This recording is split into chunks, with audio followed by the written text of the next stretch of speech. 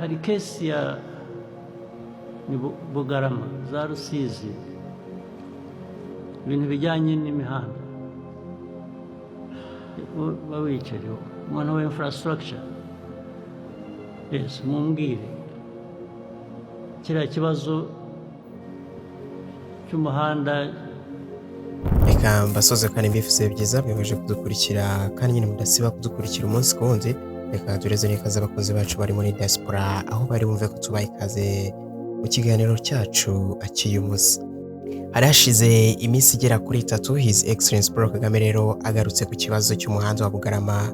Uyu ni umuhanda nyine uhuza igihugu cy'u Burundi ndetse n'igihugu cya Kongo, dore ko ari umuhanda wabashije kwangirika, aho rero bagiye babigarukaho nyine ndetse babitangaho n'ibitekerezo ndetse n'icyakorwa. Kuri ubu ngubu rero twamaze kuhagera, gusa dusanga imyiteguro irahimbanyije, dore ko ari igikorwa rero kigiye gutangira nyine kugira ngo uyu muhanda ubashe kongera gusanwa.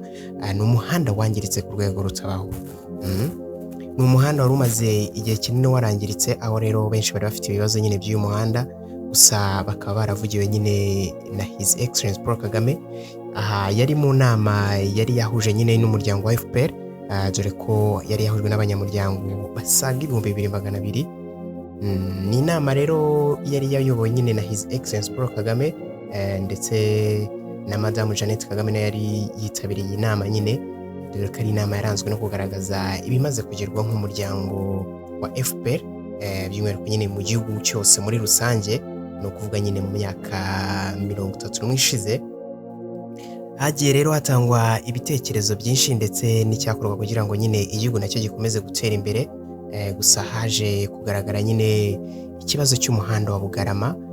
Uyu ni umuhanda rwose uhuza n'uruganda rwa Simirwa. Ni umuhanda ufitiye agaciro kanini igihugu cyacu cy'u Rwanda, ariko kuri ubu ngubu rero ukaba ari umuhanda wangiritse. Twavuga ko byagiye bitwara n'imyaka myinshi ukaba utarasanurwa, aho rero benshi bagiye bivovotera nyine isenyuka ry'umuhanda, by'umwihariko nyine ku bantu bakoresha bagenda bawunyuramo. Aho rero His Excellency abigarukaga avuga ati yabibwiwe na bamwe nyine bari babashije kuhagera, ati uriya muhanda byagenze ute.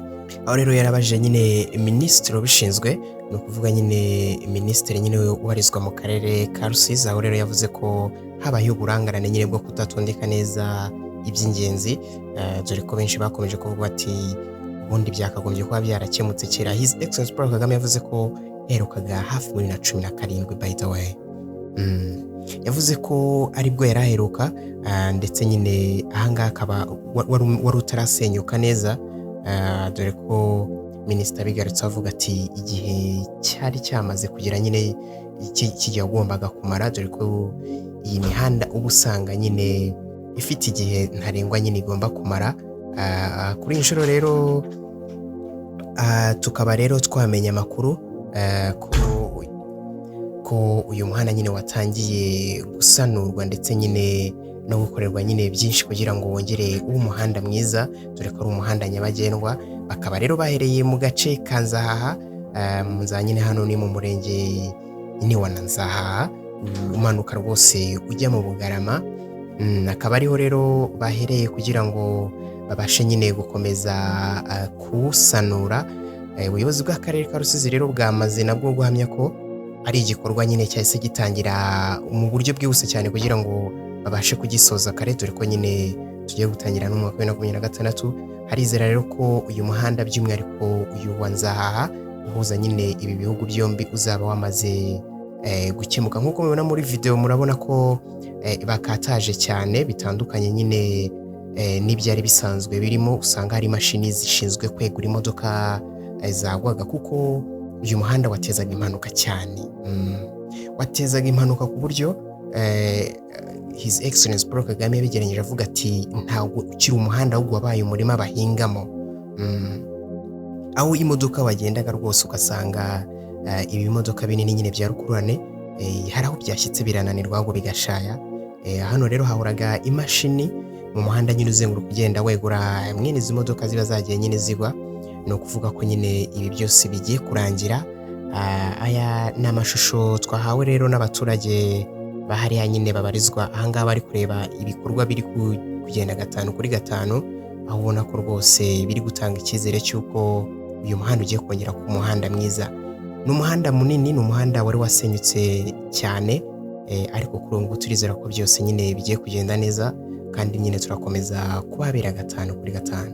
Icyo ngusaba rero ni uko wakanda subscribe, ugafungura inzogera kugira ngo nyine tuzajye dukomeza kubagezaho amakuru meza agezweho.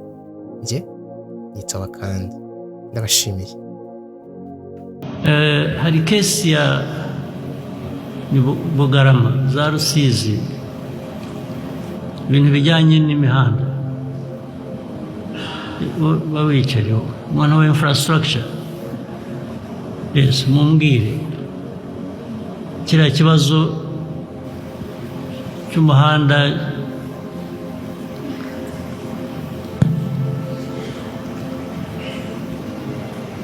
watengutse, usigaye nyirango usigaye warahindutse umurima, bahinga mu muhanda. Byarinze bigera hariya kubera iki? Icyo kintu icyo kibazo cy'umuhanda ngira ngo nakivuze hariho nigeze kujyayo ni 2017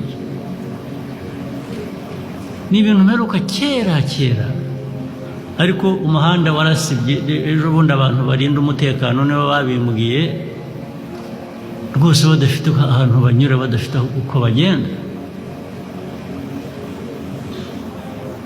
Ikibazo cyagenze gite minisita? Mu by'ukuri Your Excellency, twavuga ko habayeho uburangare ku rwego rwacu nka ministry mu guhitamo ibishyirwa imbere mu ikorwa by'imihanda, kuko hari imihanda myinshi yakozwe kuva byavugwa mwabisaba ndetse n'abaturage babisaba kuva imyaka yashize 2017, kuko mu by'ukuri uriya muhanda warangije ubuzima bwawo wari wagenewe muri 2017. Kuva icyo gihe umuhanda wari ukeneye guhita usanwa. Ni umuhanda w'ingenzi uhuza igihugu cyacu n'ibihugu duturanye, ndetse ukanafasha inganda ziri hariya. Habaye ikirego, byagenze gute? Icyabayeho ni ukudashyira ku murongo neza priority, uburyo ninde ubikora? Ni twebwe nka Minisiteri y'Ibikorwa Remezo twagombye kuba twarabikoze. Erega natwe ibyo tubifitemo uruhare, ariko nta n'ubitubwira. Mwigendera priority gusa mushatse zigatandukana n'iz'igihugu muri rusange zikwiye. Ni amakosa twakoze kandi turayasabira imbabazi, ariko tugenda tubikosora. Uzi ko imyaka yose nicyo kibi igisubizo, nicyo abantu barangiriza. Nuko bisabira imbabazi, ejo bikazongera bigasabirwa imbabazi, ariko tukikomereza ibyo dukora. Ubu bwaba uburyo bwo gukorera igihugu cyanyu gute?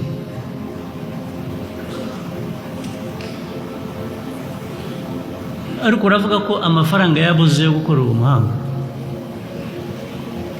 Ntago amafaranga yari yabuze, ahubwo no kudashyira ku murongo neza ngo tumenye ibikwiye guherwaho n'ibikurikira. Ibyo se bizakorwa nande? Tuzabikorerwa nande?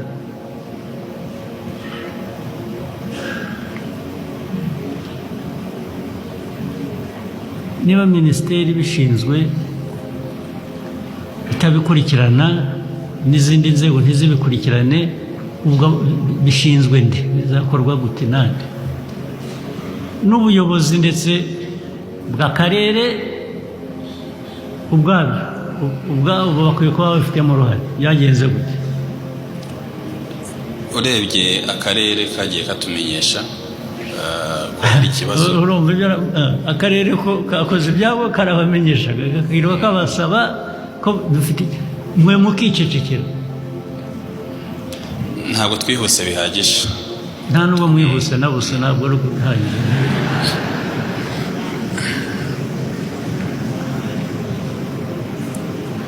Ariko se ibi bigenda bigaruka, imyaka ikaba 5, ikaba 10, ikaba 15, ikaba 20, muragira ngo abantu bagire bati?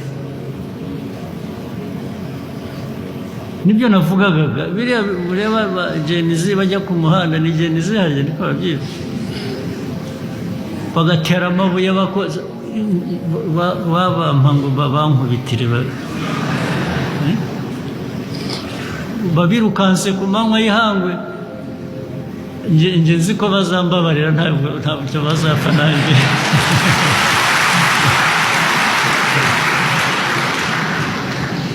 bazi ko ntabarimo kabisa abantu bakora ibintu nk'ibyo ngibyo ariko rero ikibazo ni uko abamvuga ngo bampa ngo bankubitire nabo n'igenzi ubwo se bizagenda gute namwe ko muri urwo rugero ubwo murakora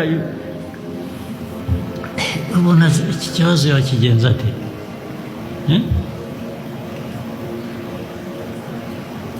ibintu byahoraho imyaka igashira indi ikaza muri aho mukabisabira imbabazi gusa uzi akantu kamwe maze kuvanamo muri ibyo